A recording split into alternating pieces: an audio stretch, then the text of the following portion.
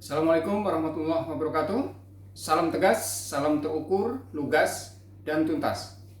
Apa kabar sobat? Alhamdulillah kita bertemu lagi dalam keadaan sehat dan tetap semangat di Sudi Praitno Legal Channel, kanal YouTube yang insya Allah menjadi saluran diskusi bagi sobat-sobat yang selalu bermimpi akan tegaknya hukum dan keadilan di negeri berjuluk sebagai negara hukum ini, yaitu penegakan hukum yang menurut pandangan Gustav Rechtspruch tidak hanya semata-mata untuk memberi kepastian hukum, tapi juga kemanfaatan dan keadilan atau utility and justice.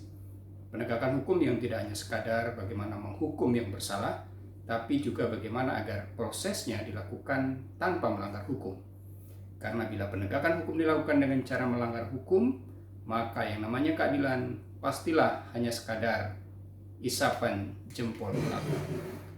Sobat viewer, mengharapkan keadilan dari suatu proses penegakan hukum di Republik ini memang tidak seperti membalikkan telapak tangan. Ada banyak faktor menurut Suryono Sukanto yang mempengaruhi proses penegakan hukum di negara kita. Ada faktor hukum itu sendiri, ada faktor penegak hukum, ada faktor sarana dan fasilitas pendukung, kemudian ada faktor masyarakat, dan juga ada faktor kebudayaan. Bila semua faktor tersebut baik, maka baiklah proses penegakan hukumnya. Namun, bila ada salah satu dari faktor-faktor tersebut yang tidak baik, maka penegakan hukum pastikan akan berjalan pincang. Nah, dalam rangka memperbaiki proses penegakan hukum agar berjalan tidak pincang, saat ini DPR RI sedang berupaya memperbaiki salah satu dari 5 faktor yang mempengaruhi proses penegakan hukum tersebut, yaitu faktor hukum itu sendiri atau faktor legal substance, dengan menginisiasi rancangan undang-undang Kitab Undang-Undang Hukum Acara Pidana atau RUU KUHP yang mulai diperbincang debatkan oleh banyak kalangan akhir-akhir ini. Sobat, draft atau rancangan undang-undang tentang KUHP atau Hukum Acara Pidana usulan DPR RI yang diluncurkan 20 Maret 2025 melalui website resmi DPR RI ini terdiri dari 334 pasal. Diklaim paling partisipatif, maksudnya paling partisipatif, dan sudah mengakomodir banyak sekali masukan dari masyarakat luas seperti perguruan tinggi, kementerian atau lembaga, organisasi masyarakat, organisasi advokat, dan juga aparat penegak hukum. Bila disetujui menjadi undang-undang, RUU KUHP ini akan menggantikan Undang-Undang Nomor 8 Tahun 1981 tentang KUHP yang dianggap sudah usang, sekaligus menjadi hukum formil dari Undang-Undang Nomor 1 Tahun 2023 tentang KUHP yang baru akan berlaku pada bulan Januari 2026 yang akan datang. Namun sebelum itu, siapapun termasuk saya dan sobat-sobat semua masih memiliki hak untuk mengkritisi atau dalam bahasa Undang-Undang Nomor 12 Tahun 2011 tentang pembentukan peraturan perundang-undangan, memberikan masukan secara lisan dan atau tertulis terhadap RUU KUHP agar kelak negara ini memiliki hukum acara pidana yang lebih baik dari yang sudah ada. Sobat, sebelum menguliti rumusan pasal demi pasal yang terkandung di dalam RUU KUHP ini, yang berarti kita bicara aspek material atau substansi dari peraturan perundang-undangan, wajib hukumnya bagi kita untuk terlebih dahulu mencermati aspek formil pembentukan RUU ini dengan mengajukan 2 pertanyaan mendasar. Pertama, apakah RUU KUHP ini memiliki atau disertai dengan naskah akademik? Karena menurut pasal 43 ayat 3 Undang-Undang Nomor 12 Tahun 2011 tentang pembentukan peraturan perundang-undangan yang sudah beberapa kali diubah, terakhir dengan Undang-Undang Nomor 13 Tahun 2022, sebuah rancangan undang-undang yang berasal dari DPR, Presiden atau Dewan Perwakilan Daerah harus disertai dengan naskah akademik, yaitu naskah hasil penelitian atau pengkajian hukum dan hasil penelitian lainnya terhadap suatu masalah tertentu yang dapat dipertanggungjawabkan secara ilmiah mengenai pengaturan masalah tersebut dalam suatu rancangan undang-undang atau rancangan peraturan daerah sebagai solusi terhadap permasalahan dan kebutuhan hukum masyarakat.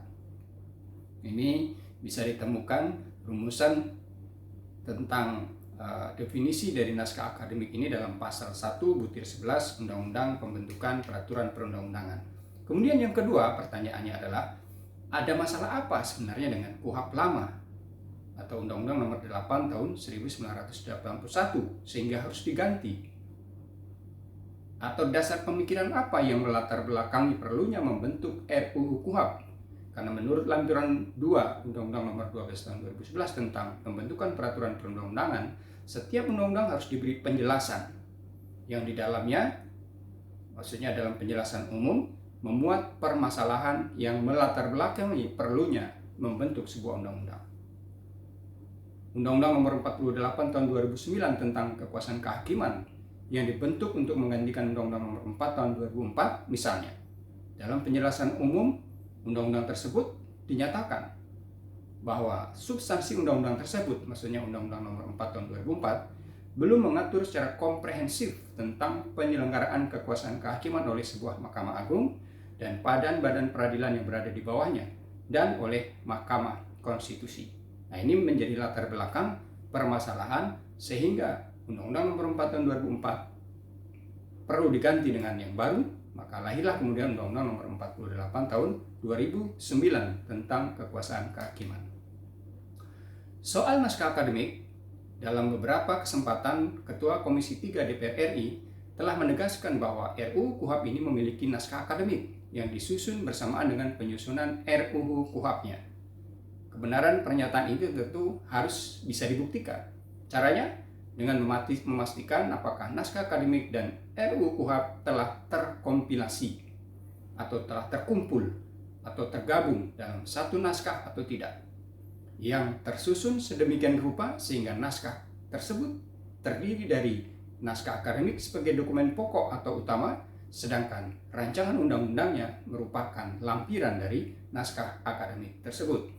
Nah, fakta yang saya temukan setelah melakukan penelusuran di situs-situs internet yang ada, banyak muncul naskah akademik. Hanya muncul naskah akademik rancangan Undang-Undang KUHP terbitan BPHN tahun 2009. Dan ketika mencoba mengakses ke website DPR RI melalui link https://www.dpr.go.id, tidak ditemukan dokumen bernama naskah akademik RUU KUHP. Yang muncul justru RUU KUHP, itu pun bukan di website DPR RI. Mungkin naskah akademik RUU KUHP yang katanya ada tersebut memang masih belum bisa diakses oleh publik, atau jangan-jangan justru naskah akademik tersebut sama sekali belum ada. Buktinya, bila dicermati RUU KUHP yang beredar luas dan bisa diakses di website Institute of Criminal Justice Reform atau ICJR melalui link yang dimilikinya, yaitu https://2-icjr.or.id berjudul RUU KUHP 20 Maret 2025, sama sekali tidak memperlihatkan bahwa dokumen tersebut merupakan lampiran dan atau bagian integral atau yang menyatu dengan sebuah naskah akademik rancangan undang-undang. Jadi, dari sisi ini kita harus katakan bahwa rancangan undang-undang KUHP terdiri dari 20 bab dan 334 pasal yang beredar luas saat ini dan yang diklaim sebagai dokumen usulan dari DPR RI ternyata tidak disertai dengan naskah akademik. Bila hal ini dibiarkan, maka proses pembentukan RUU KUHP berpotensi melanggar undang-undang, terutama undang-undang tentang pembentukan peraturan perundang-undangan, karena rancangan undang-undang KUHP tidak disertai dengan naskah akademik. Dengan lain perkataan, rancangan undang-undang KUHP yang sempat dikuliti oleh Najwa Shihab dan kawan-kawan dalam sesi dialog narasi dengan Ketua Komisi 3 DPR RI tanggal 18 April 2025 lalu, tidak atau belum disertai dengan naskah akademik rancangan undang-undang KUHP. Fakta ini jelas akan menyulitkan banyak pihak, khususnya masyarakat yang tidak ikut dalam proses pembahasan RUU nantinya, untuk memahami bagaimana jalan pikiran pengusul rancangan undang-undang ini.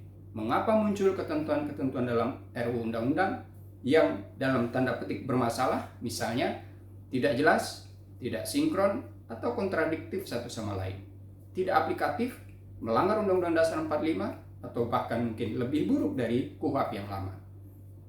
Kemudian pertanyaan yang kedua, mengapa Undang-Undang Nomor 8 tahun 1981 tentang KUHP harus diganti yang kita miliki selama ini? Ada masalah apa dengan undang-undang ini? Meskipun mungkin sebagian besar masyarakat tahu penyebab KUHP harus diganti, tapi prosedur dalam pembentukan peraturan perundang-undangan mengharuskan adanya penjelasan tentang itu. Dalam bahasa sederhana, harus ada alasan yang menjelaskan mengapa KUHP lama harus diganti dengan yang baru.